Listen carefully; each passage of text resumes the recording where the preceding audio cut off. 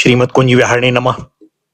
श्री स्वामी हरिदास विजय तीर्थराम, श्री युगल सरकार, सदगुरुदेव और आप सभी रसिक भक्त वृंदों के श्री चरणों में दास का साष्टांग दंडवत प्रणाम। आज श्रीमद् भागवत महापुराण के दशम स्कंद के अंतर्गत छठा अध्याय पूतना उद्धार।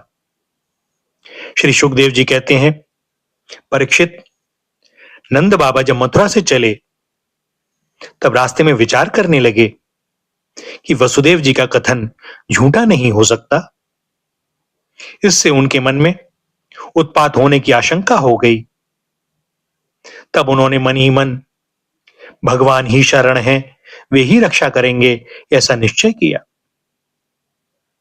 पूतना नाम की एक बड़ी क्रूर राक्षसी थी। उसका एक ही काम था बच्चों को मारना। कंस की आज्ञा से वह नगर ग्राम और अहीरों की बस्तियों में बच्चों को मारने के लिए घूमा करती थी। जहां के लोग अपने प्रतिदिन के कार्यों में राक्षसों के भय को दूर भगाने वाले भक्त वत्सल भगवान के नाम गुण और लीलाओं का श्रवण कीर्तन और स्मरण नहीं करते, वहीं ऐसी राक्षसियों का बल चलता है। वह पूतना आकाश मार्ग से चल सकती थी और अपनी इच्छा के अनुसार रूप भी बना लेती थी। एक दिन नंद बाबा के गोकुल के पास आकर उसने माया से अपने को एक सुंदरी युवती बना लिया और गोकुल के भीतर घुस गई। उसने बड़ा सुंदर रूप बनाया था। उसकी चोटियों में बेले के फूल गुथे हुए थे, सुंदर वस्त्र पहने हुए थी। जब उसके कर्णफूल हिलते थे तब उनकी चमक से मुख की ओर लटकी हुई अलकें और भी शोभायमान हो जाती थीं।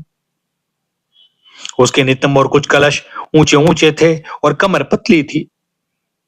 वह अपनी मधुर मुस्कान और कटाक्षपूर्ण चितवन से ब्रजवासियों का चित्त चुरा रही थी। उस रूपवती रमणी को हाथ में कमल लेकर आते देख गोपियां ऐसी उत्प्रेक्षा करने लगीं मानो स्वयं लक्ष्मी जी अपने पति का दर्शन करने के लिए आ रही हैं। पूतना बालकों के लिए ग्रह के समान थी। वह इधर उधर बालकों को ढूंढती हुई अनायास ही नंद बाबा के घर में घुस गई। वहां उसने देखा कि बालक श्री कृष्ण शैया पर सोए हुए हैं। परीक्षित, भगवान श्री कृष्ण दुष्टों के काल हैं, परंतु जैसे आग राख की ढेरी में अपने को छिपाए हुए हो, वैसे ही उस समय उन्होंने अपने प्रचंड तेज को छिपा रखा था।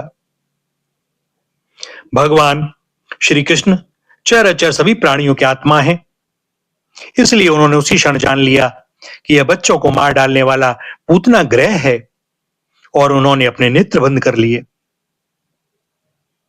भैया, पूतना को देखकर भगवान श्री कृष्ण ने अपने नेत्र बंद कर लिए। इस पर भक्त कवियों के अपने भाव और टीकाकारों ने अनेक प्रकार की उत्प्रेक्षाएं की हैं। श्रीमद् वल्लभाचार्य ने सुबोधनी में कहा है कि अविद्या ही पूतना है। भगवान श्री कृष्ण ने सोचा कि मेरी दृष्टि के आगे अविद्या टिक नहीं सकती, फिर लीला कैसे होगी, इसलिए नेत्र बंद कर लिए। एक भाव है कि यह पूतना बाल घातनी है। पूतानपि नयति, यह पवित्र बालकों को भी ले जाती है। ऐसा जघन्य कृत्य करने वाली का मुख नहीं देखना चाहिए, इसलिए नेत्र बंद कर लिए। एक भाव है कि इसने इस जन्म में तो कोई साधन किया नहीं है। संभव है मुझसे मिलने के लिए पूर्व जन्म में कुछ किया हो। मानो पूतना के पूर्व जन्मों के साधन देखने के लिए ही भगवान श्री कृष्ण ने नेत्र बंद कर लिए। एक भाव है कि भगवान ने अपने मन में विचार किया कि मैंने पापनी का दूध कभी नहीं पिया है। अब जैसे लोग आंखें बंद करके चिरायते का काढ़ा पी जाते हैं, वैसे ही इसका दूध भी मैं पी जाऊं, इसलिए नेत्र बंद कर लिए। और एक भाव कि भगवान के उदर में निवास करने वाले असंख्य कोटि ब्रह्मांडों के जीव यह जानकर घबरा गए कि श्याम सुंदर पूतना के स्तन में लगा हुआ हलाहल विष पीने जा रहे हैं। अतः उन्हें समझाने के लिए ही श्री कृष्ण ने नेत्र बंद कर लिए। एक भाव कि श्री कृष्ण शिशु ने विचार किया कि मैं गोकुल में यह सोच कर आया था कि माखन मिश्री खाऊंगा, सो छठी के दिन ही विष पीने का अवसर आ गया। इसलिए नेत्र बंद करके मानो उन्होंने शंकर जी का ध्यान किया कि आप आकर अपना अभ्यस्त विषपान कीजिए, मैं तो दूध ही पीऊंगा।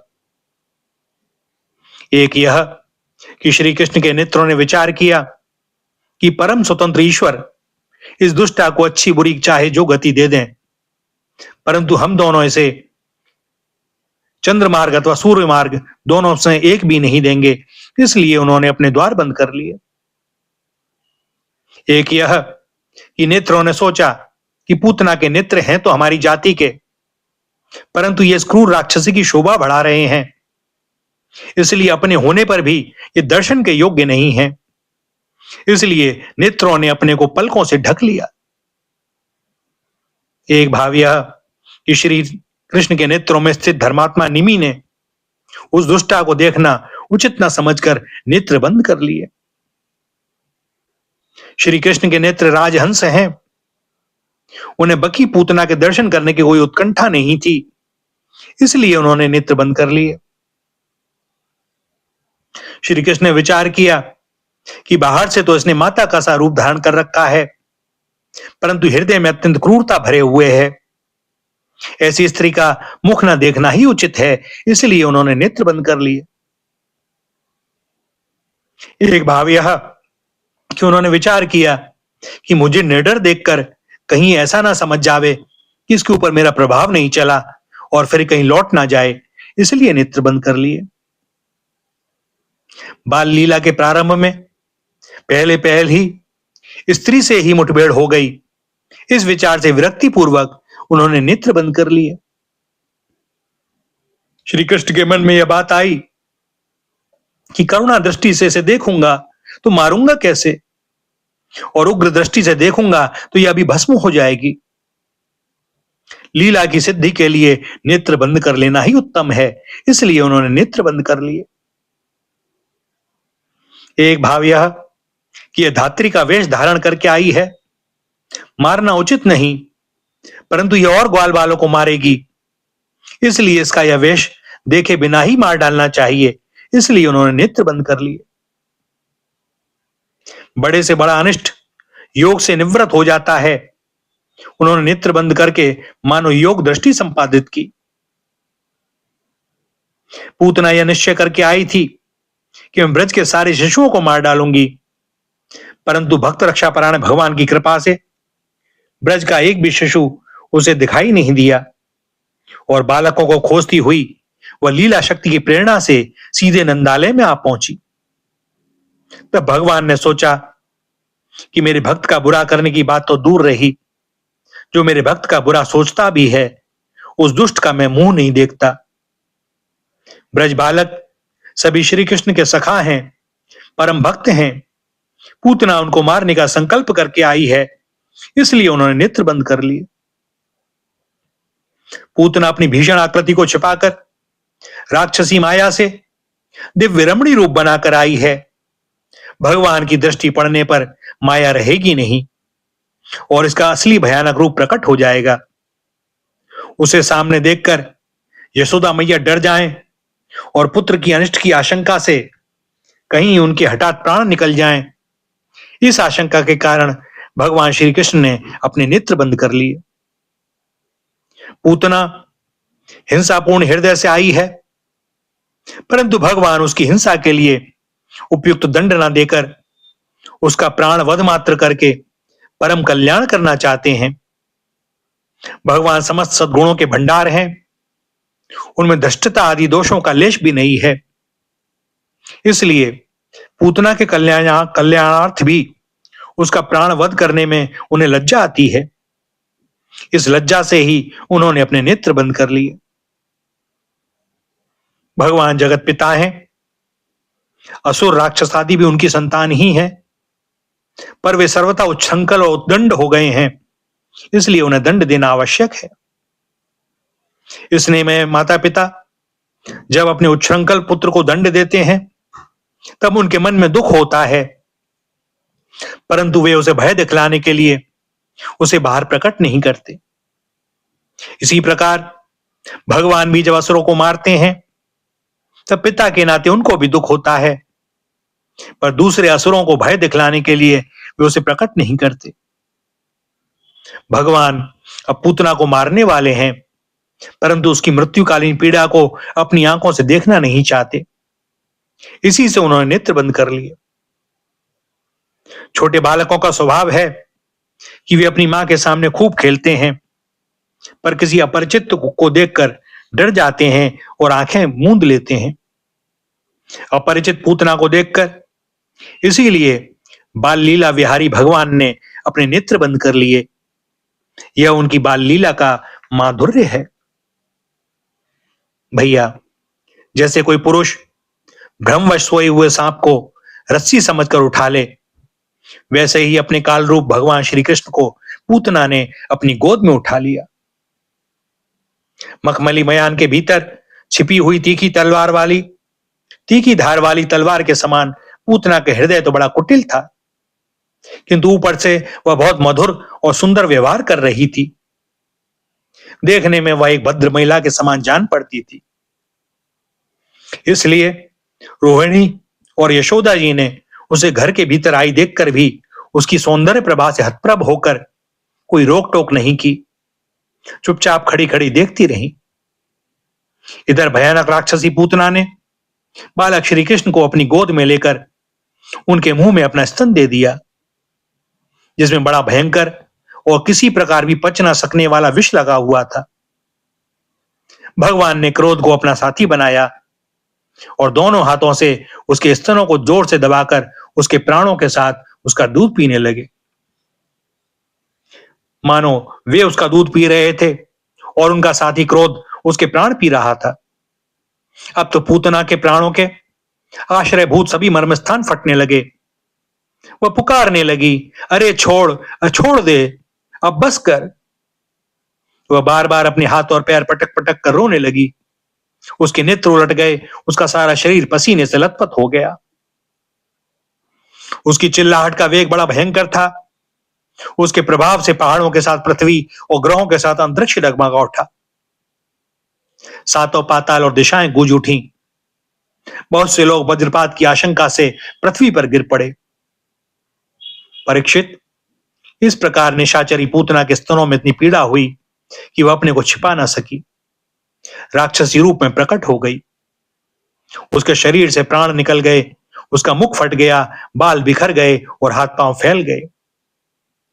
जैसे इंद्र के वज्र से घायल होकर वृत्तासुर गिर पड़ा था, वैसे ही वह बाहर गोष्ठ में आकर गिर पड़ी। राजेंद्र, पूतना के शरीर ने गिरते गिरते भी 6 कोस के भीतर के वृक्षों को कुचल डाला। यह बड़ी ही अद्भुत घटना हुई।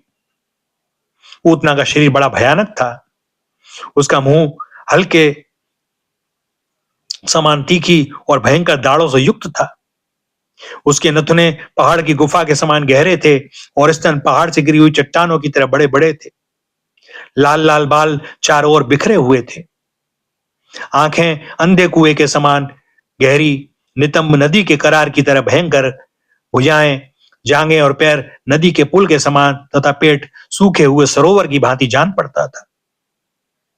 पूतना के उस शरीर को देखकर सबके सब ग्वाल और गोपी डर गए। उनकी भयंकर चिल्लाहट सुनकर उनके हृदय, कान और सिर तो पहले से ही फट रहे थे। जब गोपियों ने देखा कि बालक श्री कृष्ण उसकी छाती पर निर्भय होकर खेल रहे हैं, तब वे बड़ी घबराहट उतावली के साथ झटपट वहां पहुंच गईं और श्री कृष्ण को उठा लिया। और भैया, पूतना के वक्षस्थल पर कीड़ा करते हुए बालकृष्ण मानो मन ही मन कह रहे थे कि मैं तो दूध महाशिशु हूं, स्तनपान ही मेरी जीविका है। तुमने स्वयं अपना स्तन मेरे मुंह में दे दिया और मैंने पिया। इससे यदि तुम मर जाती हो तो तुम स्वयं बताओ कि इसमें मेरा क्या अपराध है। भैया, राजा बलि की कन्या थी रत्नमाला। यज्ञशाला में वामन भगवान को देखकर उसके हृदय में पुत्र स्नेह का भाव उदित हो आया। वह मन ही मन अभिलाषा करने लगी कि यदि मुझे ऐसा बालक हो तो मैं उसे अपना दूध पिलाऊं तो मुझे बड़ी प्रसन्नता होगी। वामन भगवान ने अपने भक्त बलि की पुत्री के इस मनोरथ का मन ही मन अनुमोदन किया, किंतु जब वामन भगवान ने 3 पग भूमि के बदले सब कुछ ले लिया, तब उसी रत्नमाला के मन में वामन भगवान के प्रति शत्रुता का भाव उदित हो गया। और भैया, वही रत्नमाला द्वापर में पूतना हुई और श्री कृष्ण के स्पर्श से उसकी लालसा पूर्ण हुई। इसके बाद यशोदा रोहिणी के साथ गोपियों ने गाय की पूंछ घुमाने आदि के उपायों से बालक श्री कृष्ण के अंगों की सब प्रकार से रक्षा की।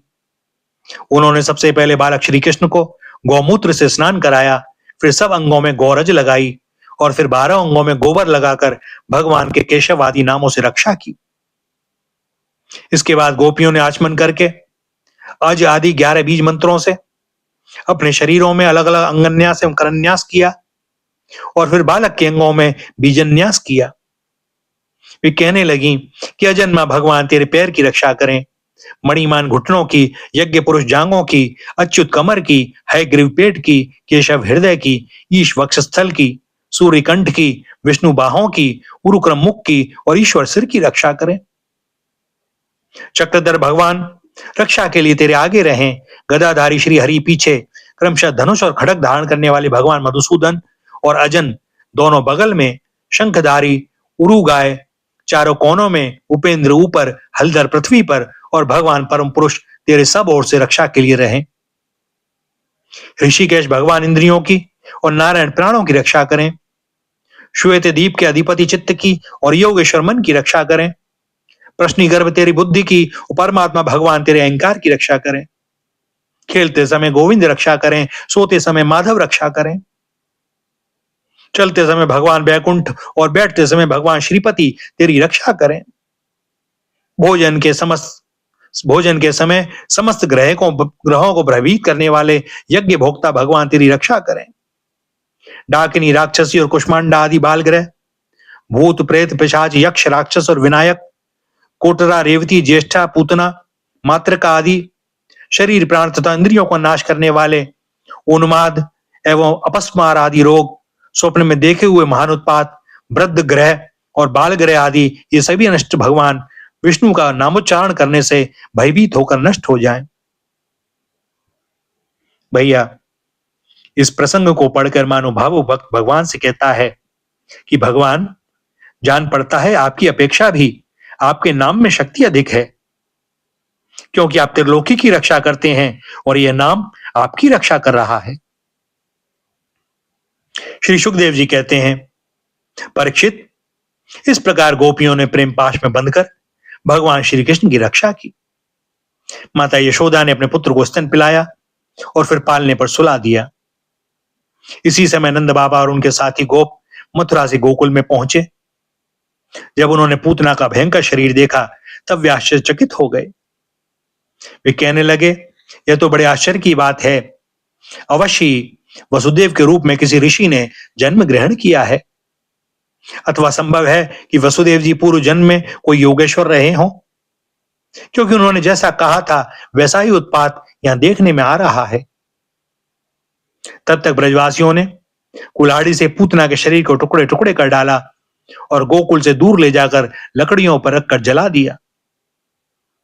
जब उसका शरीर जलने लगा, तब उसमें से ऐसा धुआं निकला जिसमें से अगर किसी सुगंध आ रही थी, और क्यों ना आती। भगवान ने जो उसका दूध पी लिया था, जिससे उसके सारे पाप तत्काल ही नष्ट हो गए थे। पूतना एक राक्षसी थी। लोगों के बच्चों को मार डालना और उनका खून पी जाना, यही उसका कार्य था। भगवान को भी उसने मार डालने की इच्छा से ही स्तन पिलाया था। फिर भी उसे वह परम गति मिली जो सत्पुरुषों को मिलती है। ऐसी स्थिति में जो परब्रह्म परमात्मा भगवान श्री कृष्ण को श्रद्धा और भक्ति से माता के समान अनुराग पूर्वक अपनी प्रिय से प्रिय वस्तु और उनको प्रिय लगने वाली वस्तु समर्पित करते हैं, उनके संबंध में तो कहना ही क्या है। भगवान के चरण कमल सबके वंदनीय ब्रह्मा शंकर आदि देवताओं के द्वारा भी वंदित हैं। वे भक्तों के हृदय की पूंजी हैं। उन्हीं चरणों से भगवान ने पूतना का शरीर दबाकर उसका स्तनपान किया था।